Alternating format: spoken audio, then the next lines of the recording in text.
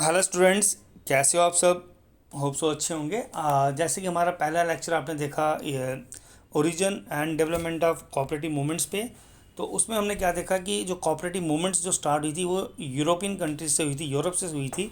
और सबसे अगर बात की जाए basically from Britain and France. तो उसके बाद हमने स्टडी किया कि कोऑपरेटिव मूवमेंट्स स्टार्ट क्यों हुई थी, उसका रीज़न क्या था। और हमने कुछ थिंकर्स को पढ़ा, थिंकर्स का पर्सपेक्टिव को, जैसे कि आपने देखा Robert oven and William king को हमने स्टडी किया। लेकिन आज इस लेक्चर में हम पढ़ने जा रहे हैं रोज टेबल्स प्रिंसिपल्स। रोज टेबल्स प्रिंसिपल जिस पे आपकी जो कोऑपरेटिव मूवमेंट बेस्ड है। अब ये जो प्रिंसिपल्स है, जितनी भी हमारी कोऑपरेटिव मूवमेंट हुई वो इसी इन्हीं प्रिंसिपल्स पे बेस्ड है।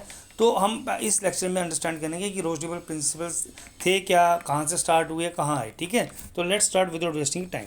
अब यहाँ आप देखिए, in 1844 a group of 28 artisans working in the cotton mills in the town of Rochdale. Rochdale Rochdale क्या है, एक टाउन था इंग्लैंड में, जहाँ पे उन्होंने एक एस्टेब्लिश की एक सोसाइटी जिसका नाम था रोजडेल इक्विटेबल पॉइंटर सोसाइटी। इसे आप नोट डाउन कर लीजिए, रोजडेल इक्विटेबल पॉइंटर सोसाइटी।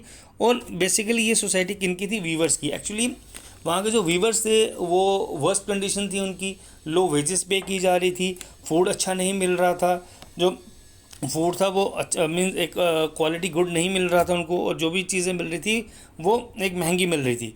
तो इनिशली व्हाट दे थिंक कि उन्होंने कहा कि they start their own cooperative which is known as Rochdale equitable pioneer society. और उन्होंने फोर चार आइटम्स को सिलेक्ट किया सेल के लिए। वो कौन सी थी, floor, oatmeal, sugar and butter. तो ये आप नोट कर लीजिए, floor, oatmeal, sugar and butter.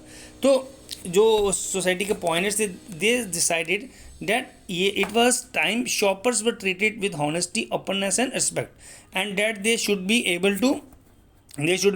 to share in the profits, and that their custom contribution, and that they should have a democratic right to have the say in the business। अब ये जो point, जो society का जन्म हुआ, society जो इन्होंने open की, इसमें सबसे बड़ी चीज़ क्या देखिए कि हॉनेस्टी, ओपननेस। मीन्स जो भी इनके मेंबर होंगे एक हॉनेस्टी के साथ ट्रीट किया जाएगा, ओपननेस के साथ ट्रीट किया जाएगा, और उनको डेमोक्रेसी होगी अपनी बात रखने की। तो चलते आगे। अब आप ये डेट देखिए, on December 21 1844 they open their store. उन्होंने ओपन किया store for only 2 nights a week. पहले जो शुरुआत में क्या किया, 2 nights a week, and within 3 months they expanded their selection to include tea and tobacco. पहले हमने देखा कि उन्होंने 4 आइटम्स अपने बिजनेस में इंक्लूड की थी, लेकिन आहिस्ता आहिस्ता उन्होंने अपने बिजनेस में टी और टबैको को भी क्या किया, इंक्लूड किया। And they were soon known for providing high quality.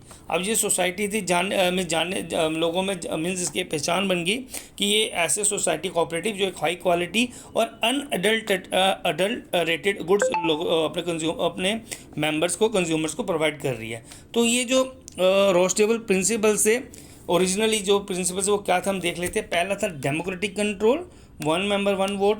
फिर था open membership. Third is limited interest and capital.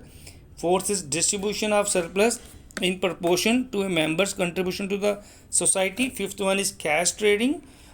Sixth is providing for the education of members in the cooperative principles. And seventh is political and religious neutrality. अब ना इन principles को समझते हैं, चलते हैं। अब देखो पहला क्या था, वॉलंट्री एंड ओपन मेंबरशिप। तो इसमें क्या बताया गया कि जो कोऑपरेटिव जो होंगी आर वॉलंट्री ऑर्गेनाइजेशन, जो वो तो हम पहले ही पढ़ चुके हैं। And open to all persons to use their services and willing to accept their responsibilities of membership without gender, social, racial, political or religious discrimination। Means इसमें कोई भी डिस्क्रिमिनेशन हो ही, it is open to all.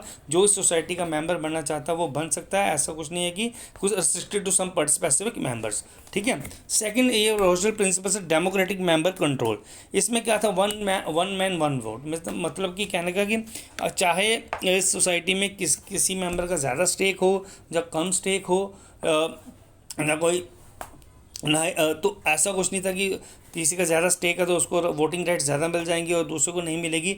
यहाँ equal voting rights होंगी चाहे member कोई भी हो। देखिए जैसे कि हम देख रहे हैं, in many cooperatives 1 member 1 vote, no matter how much stock the member owns, how many hours he she works और वट पोजिशन शी हैज़। तो that means democratic member control. Third था मेंबर इकोनॉमिक पार्टिसिपेशन। अब देखो यहाँ लिखा हुआ, members all contribute to the capital of the cooperative, so all the member are also owners. All do not all cooperative separate ownership equally among members. यहाँ क्या था कि economically you have to participate in this society, आपको economical participate करना पड़ेगा, जो आपको जो रिजल्ट्स बेनिफिट मिलेगा वो आपकी इकोनॉमिक पार्टिसिपेशन पे ही मिलेगा, ऐसे नहीं। And the fourth one is autonomy and independence. या फोर्थ प्रिंसिपल क्या कहता था कि ये जो कोऑपरेटिव सोसाइटीज़ होगी, जो मेंबर्स होंगे, दे आर ऑटोनोमस, चाहे ये किसी भी कल को गवर्नमेंट के साथ डील करते हैं या किसी और के साथ डील करते हैं, लोन्स के लिए, किसी चीज़ के लिए भी, लेकिन इनकी अपनी एक टर्म्स होंगी। ऐसा नहीं होगा कि ये मीन्स किसी के साथ डील करते हैं तो उनकी टर्म्स फोर्सफुली इन पे इम्प्लीमेंट की जाएगी। इनकी अपनी एक टर्म्स होगी, इनको लगेगा कि इनको डील करनी चाहिए तो करेंगे, अदरवाइज नहीं करेंगे। तो डेट इज मीन्स इनका एक फोर्थ प्रिंसिपल था autonomous and independence. And the fifth one is education, training and information.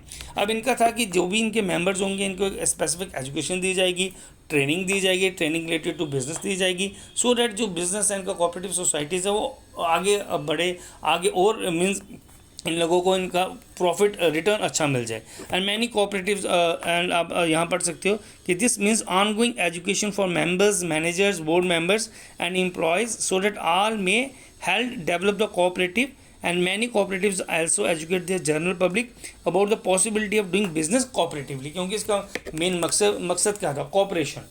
तो आगे बढ़ते कॉपरेशन अमंग कॉपरेटिव्स। तो सिक्स जो प्रिंसिपल था वो ये क्या कहता था कि cooperative shares the best practices and lessons learn with other cooperatives. Mean जैसे चाहे नेशनल लेवल पे हो, इंटरनेशनल लेवल पे हो, रीजनल लेवल पे हो, तो जो कोऑपरेटिव्स होगी उनका आपस में क्या होगा, कॉपरेशन होगी, बनी रहेगी, सो डैट एक म्यूचुअल एक दूसरे की हेल्प कर सके और सेल्फ हेल्प भी आपस में कर सके। And the last is concern for community. Community का कंसर्न तो होगा ही होगा, क्योंकि मेंबर्स ऑफ कोऑपरेटिव वाले part of local community, obvious members तो लोकल कम्युनिटी के पार्ट ही थे। तो and the cooperative is organised to benefit the members, so it is a natural extension to expand the efforts of the cooperative just a little to benefit the community in general. तो ये 7 principles है, रोशनल principles, जो कि जिस पे अब जो आगे फर्दर मूवमेंट्स हुई पूरे वर्ल्ड में या इंडिया में भी जो मूवमेंट देखने को मिली, तो इन्हीं प्रिंसिपल्स पे बेस्ड थी। तो होप सो आपके जो प्रिंसिपल्स आपको अंडरस्टैंड हुए होंगे, समझ आए होंगे। Thank you for watching the lecture.